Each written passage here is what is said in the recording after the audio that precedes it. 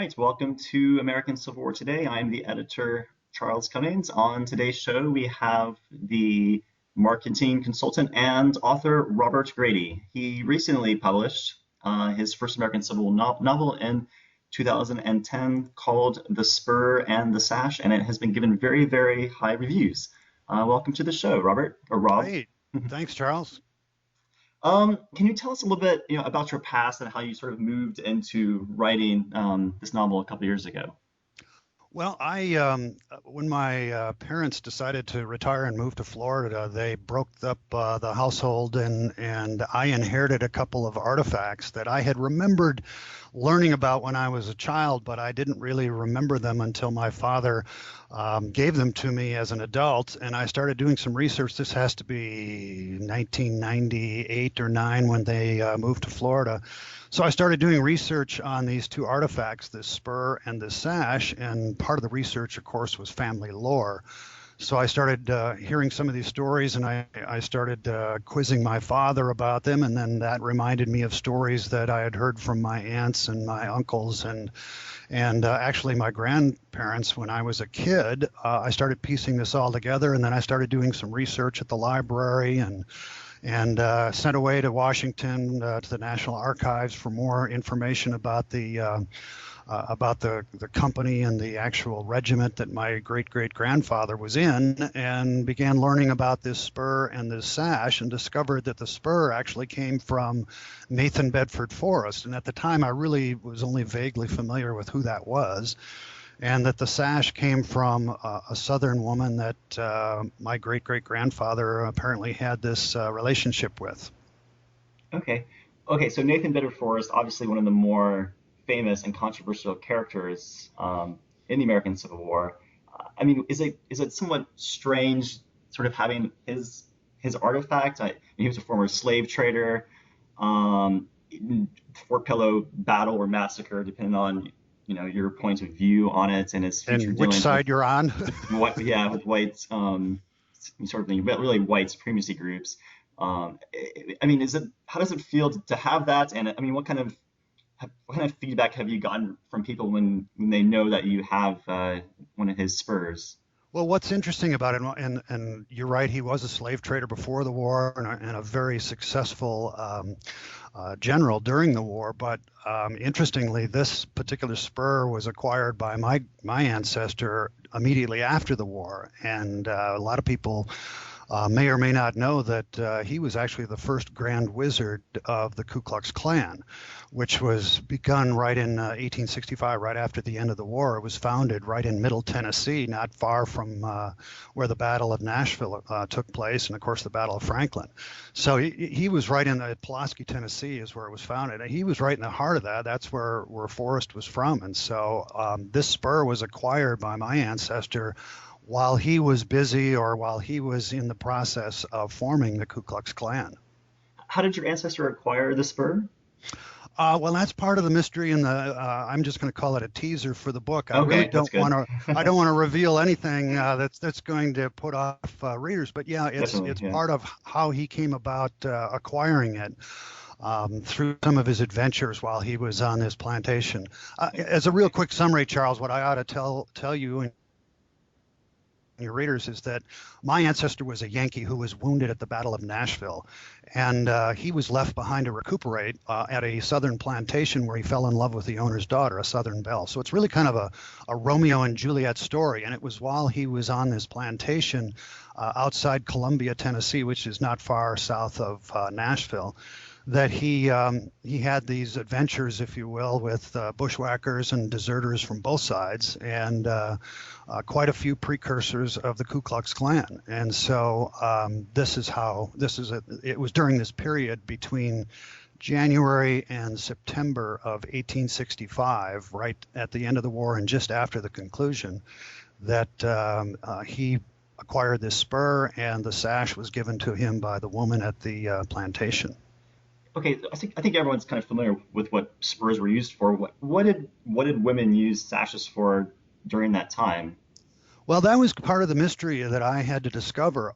Apparently, my understanding is that Northern women didn't do this. This was strictly a Southern custom. That Southern women would sew these, or I'm not even sure if it's tatting or embroidering or whatever it is, but they make these long sashes. Mine is about 3.5 feet long with a generous fringe on each end. It's made of what I think is satin or silk of some kind, and it's blood red or maroon in color, and it's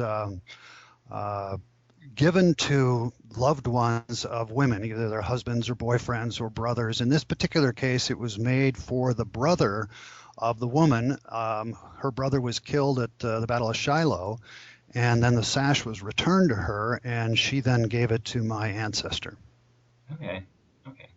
I'm going to kind of go back just well, kind of back to the beginning just a bit. I mean, your background, you are well into marketing. You've written a marketing book, bestseller, I guess, for lack of a better description.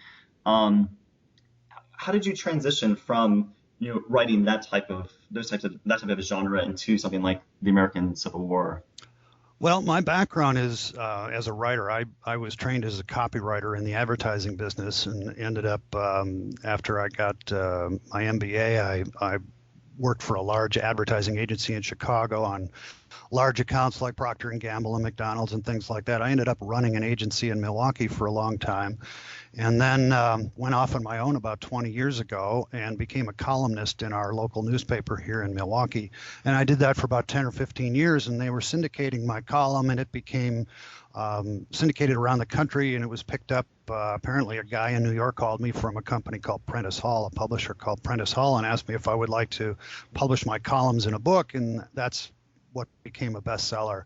So my background was in nonfiction. When I began writing about the Spur and the Sash, the transition to fiction was a major change. I mean, it's like the difference between painting and sculpting. People think it might be similar. Of course, writing is writing, but no. Writing fiction, you have various points of view. When you write nonfiction, you're a reporter. You have one point of view. You're an omnipotent observer. Whereas writing fiction, you're inside somebody's head, then you're inside somebody else's head, then you're the omnipotent observer, then you're writing descriptions, you're writing dialogue, you're writing all sorts of different kinds of things. So I had to learn how to write fiction. I took a number of courses from some very accomplished writers, one of whom is a best-selling author, has written a number of best-selling books, and he really became my mentor, if you will, and he helped edit my book and review portions of it. So I think that's primarily one of the reasons that it's received the accolades that it has is from the help that I received from guys who are really good at their craft. I became, I'm a very disciplined writer, and I do write a lot, but like I say, writing fiction was a whole new thing for me, and learning it took a long time. I actually went through, I'd have to say, dozens and dozens of reiterations of the novel before I felt it was ready to publish.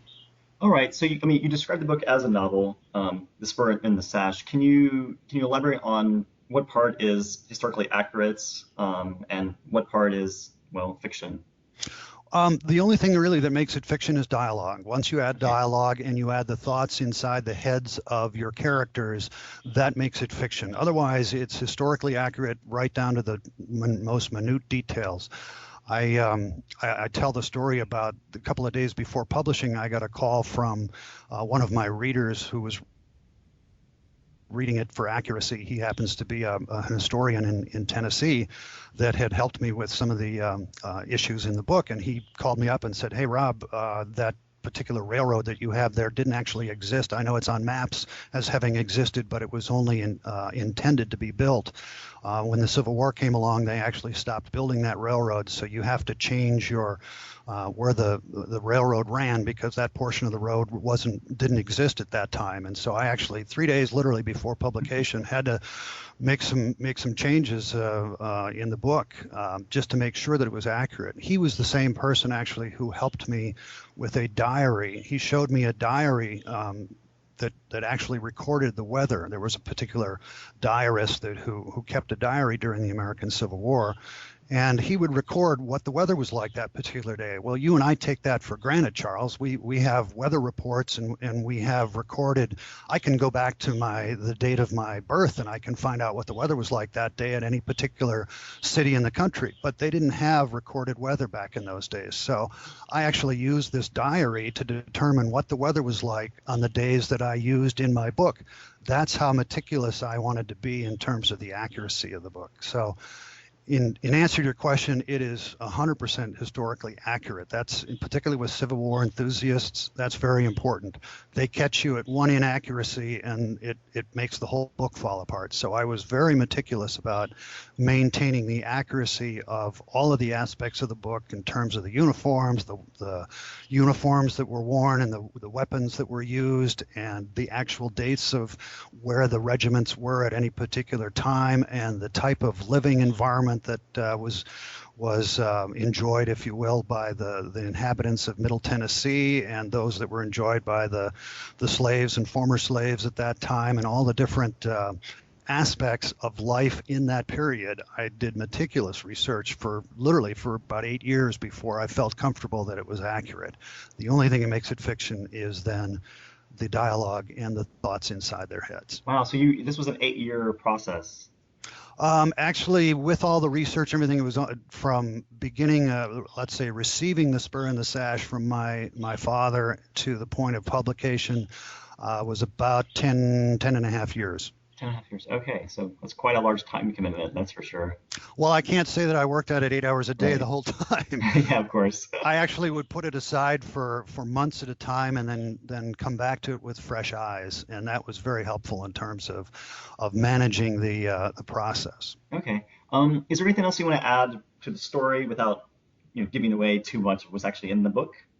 Well, I mean, I encourage anybody to go to my website, first of all, the Spur and the Sash.com. And we'll link to that in the post, so then people can easily click on it. Yeah.